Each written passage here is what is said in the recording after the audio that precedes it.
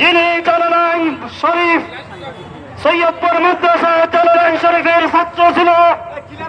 আজ থেকে 20 বছর আগে 2006 সালে মিথ্যা মামলার মাধ্যমে জঙ্গির নাটক সাজিয়ে যাদেরকে গ্রেফতার করা হয়েছিল, তৎকালীন সময়ে আমাদের ছাত্র জমিয়ত সৈয়দপুর সাহারপাড়া ইউনিয়ন শাখার রানিং সেক্রেটারির দায়িত্বে ছিল হাফিজ সৈয়দ নাঈম আহমদ।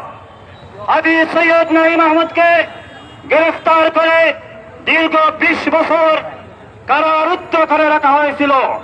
সংগ্রামে উপস্থিতি, হাফিজ নাঈম তার আব্বা মাওলানা আবুল কালাম জমিয়তে উলামা ইসলামের সহসভাপতির দায়িত্বে ছিলেন।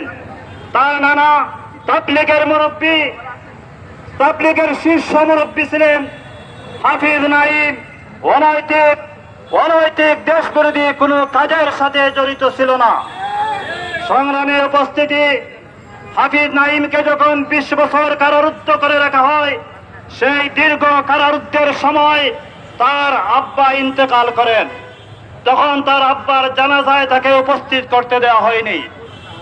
মাত্র কয়েক বছর আগে তার আম্মা ইন্তেকাল করেন। সেই তার আম্মার ইন্তেকালের সময়ও হাফিজ নাঈমকে জানাজায় উপস্থিত করতে দেওয়া হয়নি। ঈদের মাত্র 2-4 দিন আগে হাফিজ নাঈমকে জামিনে মুক্তি দেওয়া হয়। হাফিজ নাঈম জামিনে মুক্তি পাওয়ার পর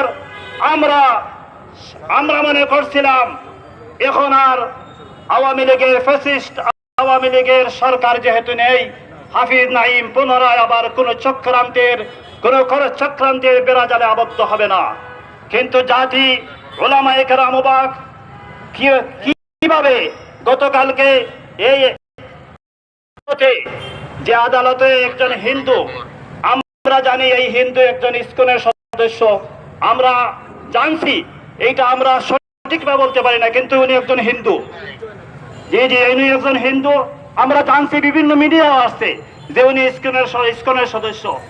উনি দীর্ঘ 20 বছর হাফিজ নাঈমের কোন জামিন হয়, হাফিজ নাঈম 20 বছরের মধ্যে হাফিজ নাঈম অপরাধে জড়িত ছিল বলে কোনো প্রমাণ উপস্থাপন করতে পারে নাই। কোনো প্রমাণ নাই, কোনো সাক্ষী নাই। শুধুমাত্র 164-এ যেখানে হাফিজ নাঈমকে জুলুমের মাধ্যমে, নির্যাতনের মাধ্যমে প্রশাসন বলছিল এমন ভাবে স্বীকৃতি না দিলে তোমাকে ক্রস ফায়ার করা হবে। এই ক্রস ফায়ারের হুমকি দিয়ে যে স্বীকারোক্তি নেওয়া হয়েছিল, সেই স্বীকারোক্তির মাধ্যমে কোন আদালত এমন একজন মুসলিম নিরপরাধ ব্যক্তিকে ফাঁসি মৃত্যুদণ্ডের দায় দিতে পারে না। সংগ্রামে উপস্থিতি, আমরা আজকে কোর্ট পয়েন্টে দাঁড়িয়ে আজকে প্রতিবাদ জানালাম যে রায়ের মধ্যে, যে মামলার মধ্যে আমাদের মন্ত্রী আরিফুল হক চৌধুরী যে মামলা আসামি সাবেক স্বরাষ্ট্রমন্ত্রী লুৎফুজ্জামান বাবর, একই মামলায় সবাই খালাস পায়, কিন্তু হাফিজ নাঈমকে কেন মৃত্যুদণ্ড দেওয়া হয়? আমরা মনে করি, প্রশাসন মনে করছে হাফিজ নাঈম নিরপরাধ, প্রশাসন মনে করছে হাফিজ নাঈম নিরীহ, প্রশাসন মনে করছে একজন আলেম, একজন মেসাব, একজন হাফিজ সাহেব, ওনার জন্য কেউ আন্দোলন করবে না। প্রশাসন মনে করছে হাফিজ নাঈমের মৃত্যুদণ্ডের মাধ্যমে, প্রশাসন মনে করছে হাফিজ নাঈমের মৃত্যুদণ্ডের মাধ্যমে এই দেশকে আবারও জঙ্গি নাটক তৈরি করবে।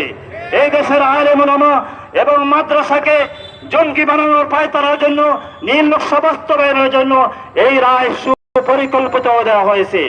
আমরা আজকের মিটিংয়ে যারা উপস্থিত হয়েছেন, আমরা সকলের কাছ থেকে গুরুত্বপূর্ণ বক্তব্য শুনবো। এই মুহূর্তে বক্তব্য রাখবেন